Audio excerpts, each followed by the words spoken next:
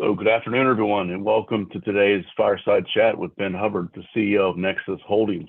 I'm James West, and I run the Sustainable Technologies and Clean Energy team for Evercore ISI.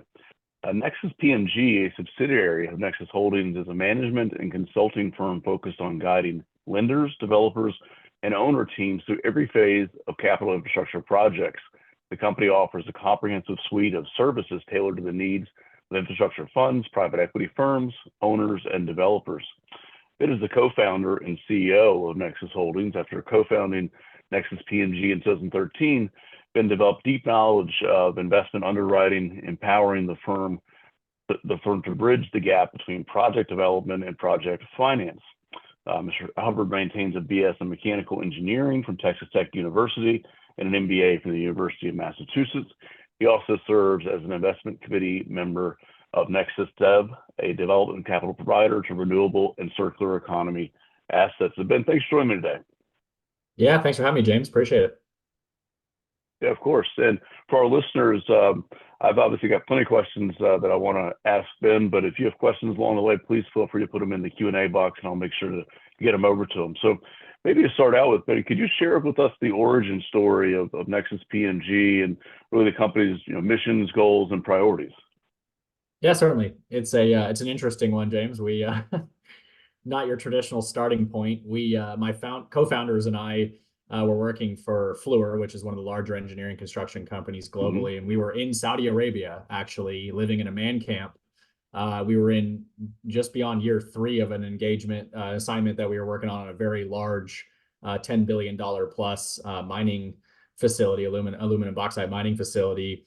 And as that project was coming to a head, we kind of the 3 of us got together and said, maybe we should do something here. We've really garnered some really unique skill sets. We had a very unique opportunity to package up and report kind of all the integrated risk across billions of dollars of infrastructure development that was spread across multiple EPCs. It's very complex, and kind of report up to the board, and got some really favorable responses to the way we were presenting risk and integrated risk and stuff. We thought maybe there's an opportunity here for us to take this experience and kind of market it as a due diligence advisory type offering with a little bit of a different angle than most have. And then that coupled with the fact that we were all ready to get back to the U.S. We've been overseas in the Middle East. I'd worked in Mongolia for years prior to that. So it was one of those things where sometimes the confluence of entrepreneurship mixed with the desire to be home, and set up shop in Dallas in 2013, and launched the business. Our goals are very simple. It's mostly to the ultimate goal is to decarbonize, infrastructure. But layered beneath that is, our desire to find a balance between providing really great technical, operational, and financial due diligence services through our advisory practice, supporting developers and corporates in the deployment, engineering, and design of projects, in that phase, as well as our ability to prepare assets to operate effectively through our operational readiness and turnaround group. So we kind of have a front to back service offering that encompasses everything from pre-investment through post construction into operation. And so we really just pride ourselves on being kind of the best we can and one of the best in the business at that, and represent nearly 100 plus clients now in the sectors that we in the asset classes that we work within.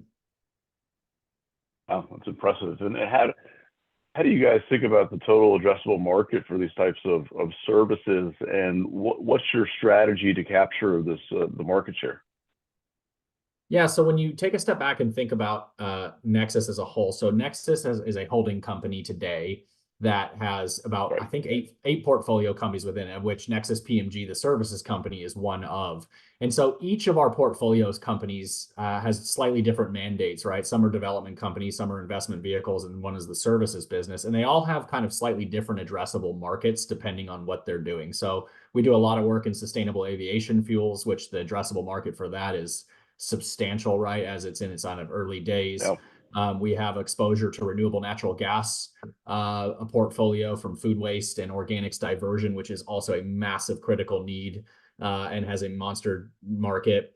And then on the services side, I would say the addressable market is growing quite substantially. You're in, what I like to say is you're kind of in this era where projects 1 and 2 for a lot of the emerging leaders are starting to show signs of success. And there's a tremendous amount of infrastructure capital on the sidelines waiting to build plants 3 through 500, right, for these types of businesses. Right. And so I think over the next 5 years, the winners that emerge are going to slowly receive pretty massive capital injections from the infra funds out there to help them scale. And we believe that we will play a very large role in helping a lot of those companies achieve that scale through engineering and design, due diligence, operational readiness, and things of that nature. So it's a pretty massive opportunity in front of us. That's great. I think you made the decision back in 2018 to change the focus a little bit to just focus on projects that reduce carbon intensity. One, is did I get that accurate? And two, what that drove that decision? Yeah, you did. It was a convergence of two things. One, through our advisory practice, we were seeing, we get the exposure to seeing a tremendous amount of capital inflows and where money's going, right? So we're representing a lot of private equity firms, infra funds, and the tax-exempt municipal bond markets. You get an early indication of where the capital is flowing based on the unlevered IRRs that people are trying to achieve, which asset classes are shrinking in returns, which ones are expanding, et cetera. And we started seeing the early signs that more and more of the clients of ours were reaching out saying, hey, have you seen anything in this dairy manured RNG sector? We're looking at this interesting project. And hey, we got this wood pellet plant thing that came across our desk. And it was kind of slowly becoming less about 1 out of 10 and more 2 or 3 out of 10, and then 4 out of 10 projects that were coming across our desk. And so we said, look, this is clearly becoming more of a mainline focus for these funds. And part of that was because the returns at the same time for like solar and wind and traditional renewables were slowly starting to come down from, the teens into the single digits. And so people are trying to find a home where they could get these mid-teen returns, and these asset classes were the ones that are emerging to solve that gap. And so that, coupled with, the personal desire that the founders and our incoming partners really wanted to, have something we could leave behind, be, make a positive impact, and be something we could share with our children, all that kind of stuff. We decided to kind of go all full tilt into low carbon only, which was a big deal for us at the time, right? As a young advisory practice, and especially even as young entrepreneurs ourselves individually, leaving behind everything that you had built in oil and gas and mining and metals and fossil fuel power generation was a big deal for us. But it proved to be where the markets were going, and we got ahead. And happy to say that today, where we've done many dozens of facilities in these sectors, most people have only done a handful, and we're way ahead of the curve, I think. Yeah, no, I think that's fair. Could you talk about last year's $50 million equity raise and what you're using that capital for to help grow the company?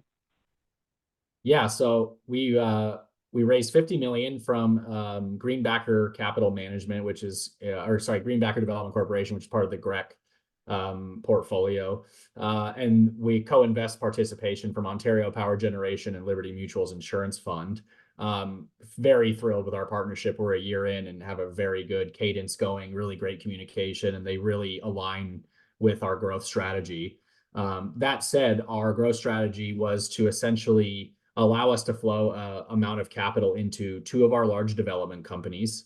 One is Pathway Energy, which is our bioenergy carbon and capture and storage platform to SAF pathway. So we're looking at transitioning woody biomass into sustainable aviation fuels, and we have some really great projects underway there. And the other one is Nexus W2V, which is our organics diversion to renewable natural gas portfolio I mentioned earlier. Both of those are spearheaded by 2 of the 5 partners of Nexus and teams underneath them.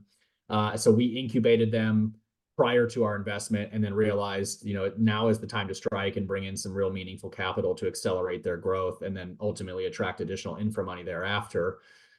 We also have a balance sheet amount of capital allocated through our principal investment group to acquiring distressed assets. As I mentioned, our operational readiness group has a very unique skill set in turning around struggling assets. We've done quite a number of those.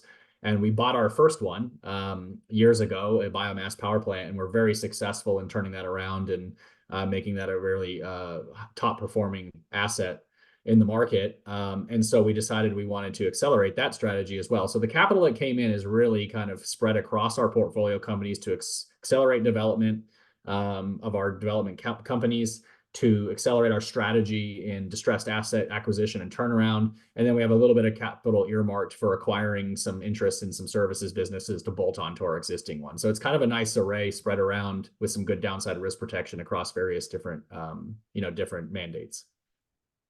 Sure, that makes a lot of sense. Well, I know you've had experience, and you were highlighting that some of that experience in waste to energy, biomass, sustainable aviation fuels, hydrogen. Could you share maybe a few of the more recent projects you've gotten involved in and the role that the company has taken?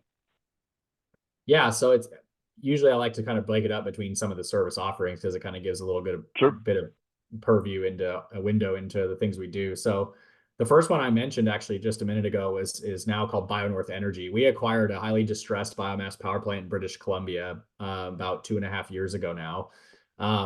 We partner with a First Nations tribe called the Nakosli-Wooten, as well as a very large biomass hauling company called Aero Transportation Systems. And the three of us acquired the facility together, and we were kind of the operational and technical turnaround partner.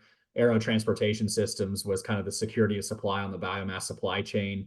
And our First Nations partner has added tremendous value through their relationships with the Ministry of Forest and all sorts of local impacts relative to, permitting processes and all the things that go with, local requirements on an asset like this. And within about 9 months, we turned an asset that had never run really stably above 50 or 60% to running north of 97.5% for the past 18 months straight.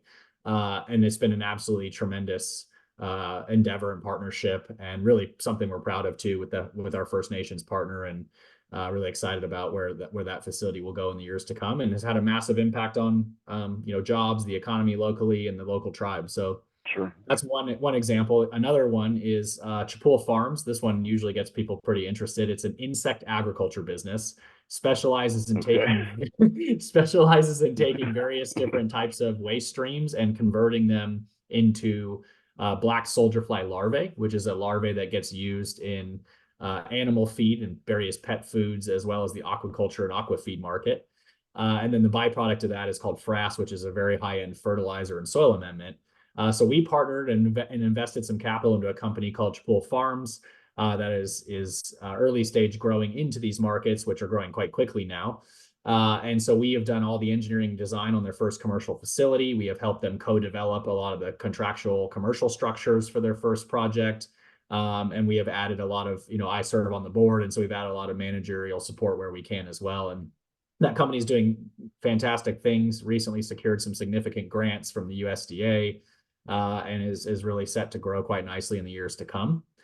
And the last one I'll mention is Pathway Energy, which is one we're really excited about. It's our sustainable aviation fuel platform, where we convert woody biomass into SAF. But on this one, we capture 100% of the CO2 and sequester it offshore through a Class 6 well, which are like the subsurface rock formations that allow for the long-term storage of CO2.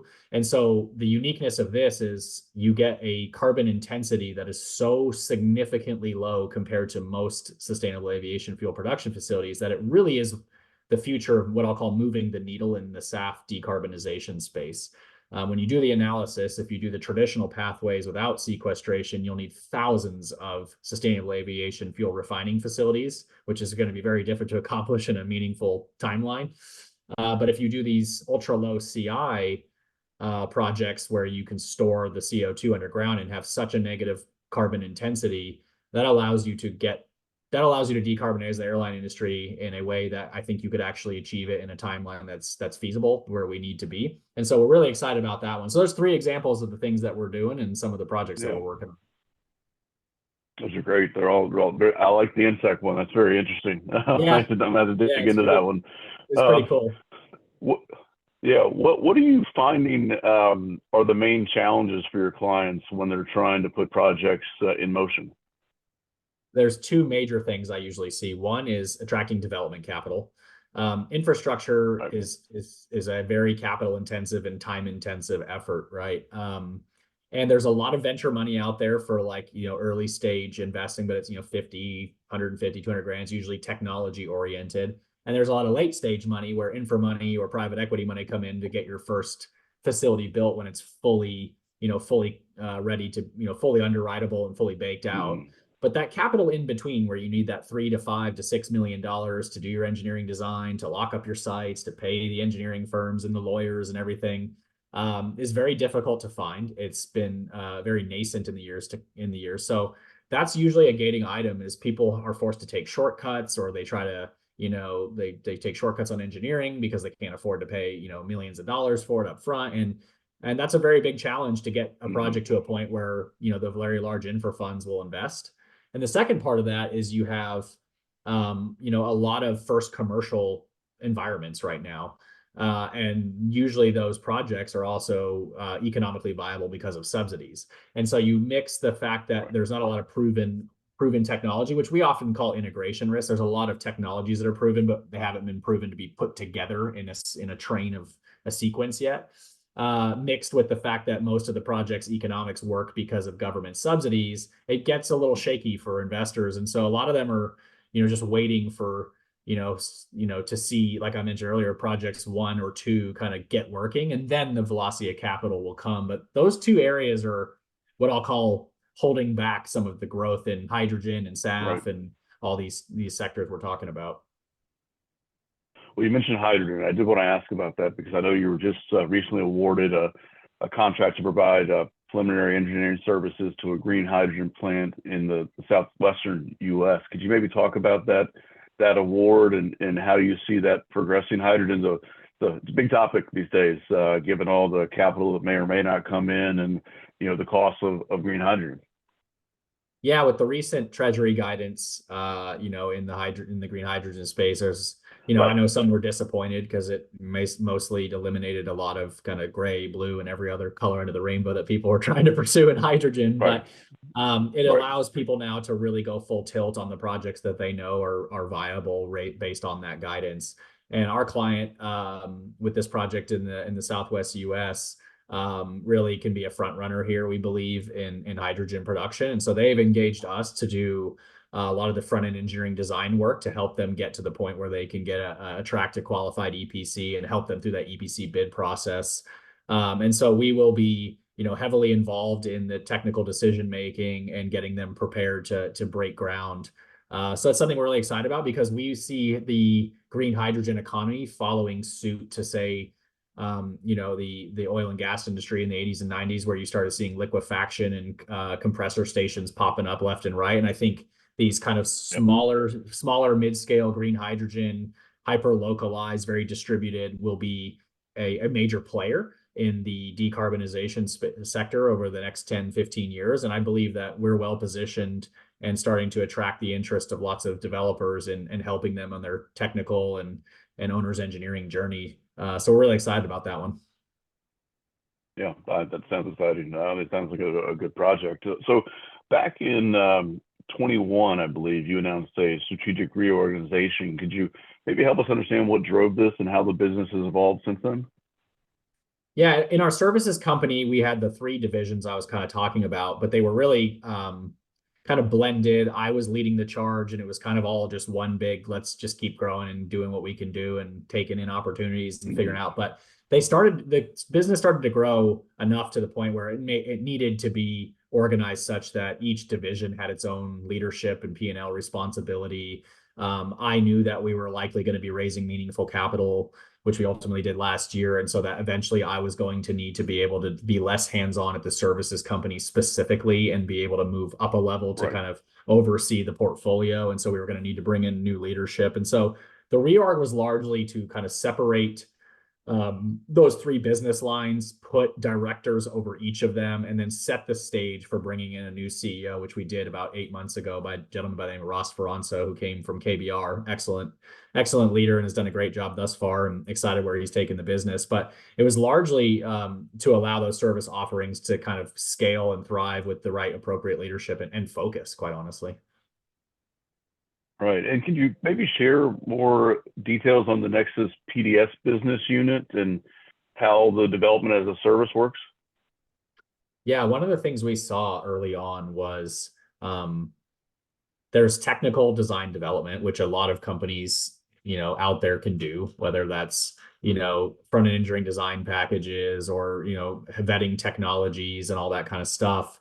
But a lot of the place where people need support more than people realize is things like financial modeling, feedstock supply contract negotiations that will look like they need to look when you ask BlackRock to come in and for $100 million, local permitting Hmm. support, how to negotiate complex EPC contracts. So a lot of the commercial aspects of development where people were spending a lot of time kind of assuming that was what would get them to the finish line. And then when they engage with, a leading private equity firm, an infra fund, they're told you have to go rework all these contracts because we can't underwrite these. And it's really hard to go back to very large creditworthy counterparties. Hopefully they are creditworthy.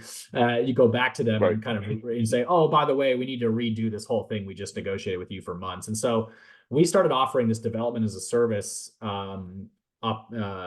development as a service for the purpose of basically helping take our advisory knowledge, bring in actual very experienced commercial developers, and pair the two together to help developers not avoid the pitfalls that would result in that Hmm. situation where they get to where they think they're FID ready, but they're just not.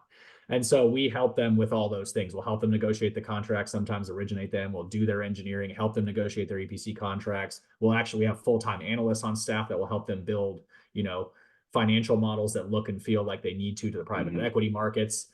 And because we have like a matrix style organization, we can scale up and scale down. So they don't have to hire people, Hmm. fire people, hire people, fire people, which is Right. inevitably what happens in development because it's always starts and stops. And so that's been a really high growth sector for us, helping developers with that parts of the project, which is pretty unique, I think, to us. There's not a lot of folks out there doing that.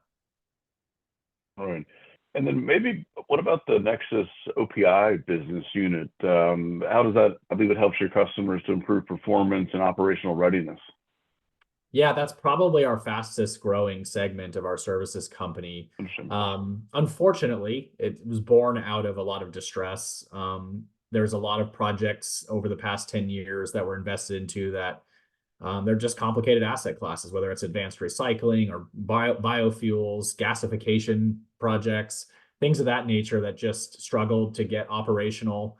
And so we saw, well, really, quite honestly, we got approached by a lot of our clients saying, hey, can you help us with these ones that went poor in our portfolio? And we got asked enough questions, they got asked that enough time that we kind of stood up an operational and performance improvement group that really started out being specialists in going in and turning around those environments, which is, I would say, Hmm. 50% readjusting the culture and rebringing in new plant management and just rethinking the structure of the operations and Right. maintenance team itself.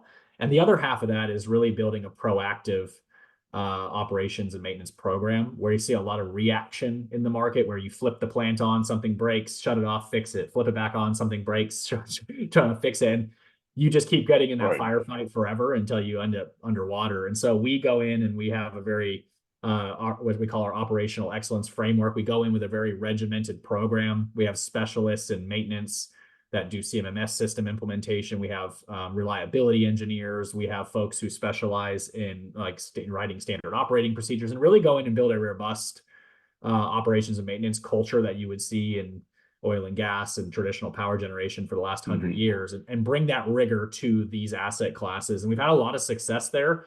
And we're starting to get to the point now where companies are saying, well, maybe we should hire you before it goes bad. Why don't you help us build that infrastructure when we get closer to commissioning? And so now that's kind of becoming a bigger part of the business is preparing these assets for operation and focusing on it at the late stage of construction into commissioning so that they can avoid a lot of these pitfalls. Right. Okay. Very interesting.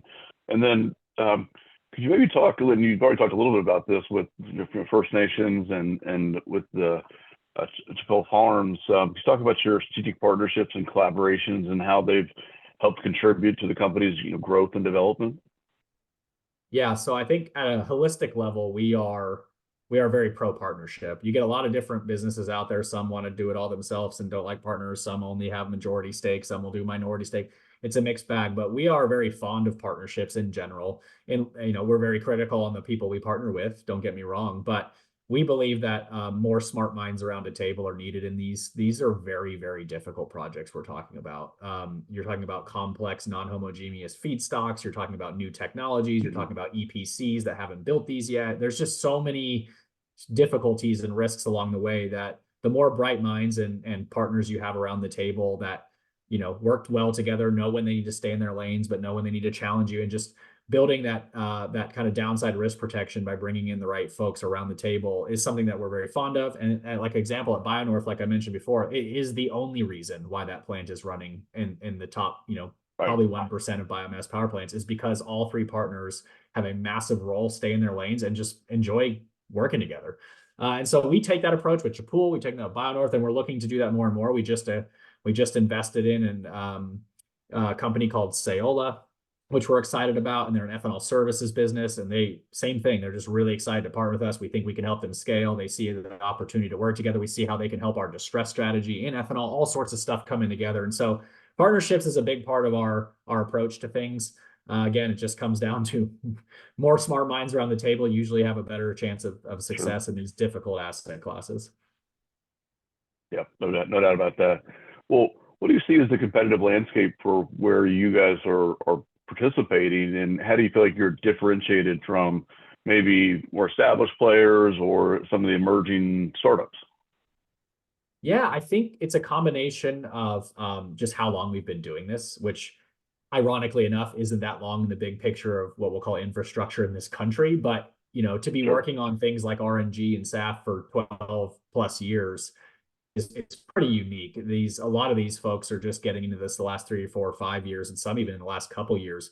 But we're a little ahead of the curve on our knowledge of what doesn't work, is how I like to explain it. And that's 90% of the battle. No, lessons learned and pitfalls allow you to avoid them in the future, right? So we also have our advisory practice gives us a really unique lens into what's actually realistically going to get funded, so we can steer away from things that are just too early, right? And timing is one of the most critical aspects of all these things we do. And seen some really great companies come and go over the last 10 years that just were too early in carbon capture or whatever it may be, or even hydrogen, right? So our knowledge of like the regulatory markets and where the treasury guidance stands, coupled with where we know the capital wants to go and what they're investing into and what they're not investing into yet, plus all of our lessons learned and pitfall, and the ability to self-control our fate by having a lot of our own services and in-house ability to manage these things, do our own engineering, do our own financial modeling, et cetera. So I think it makes us a little unique, and it gives us a little leg up against the competition.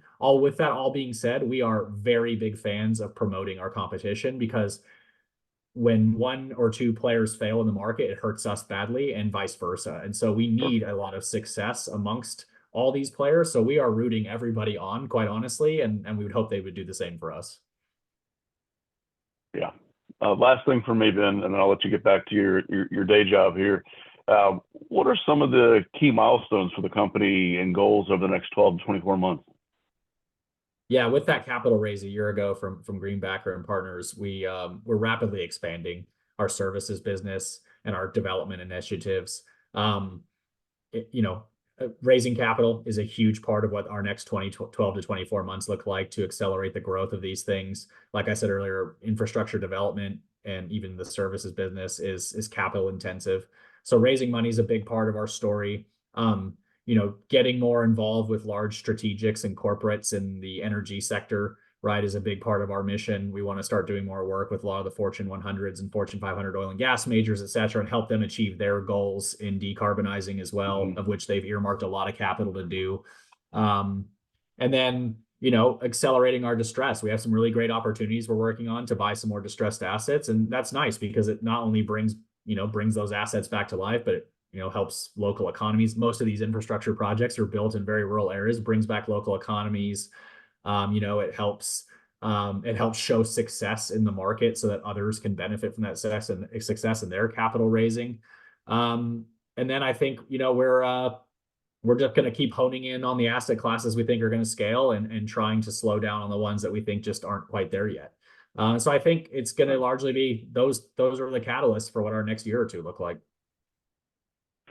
Well, sounds great. Very exciting time for you guys. So thanks for talking to myself and our group today. We look forward to watching you as you grow the business and you guys get bigger and help all these other companies scale and get bigger and create this whole decarbonization industry. So thanks again for your time today, and we'll talk again soon. Sounds great, James. Thanks a lot for having me. All right, absolutely. Take care.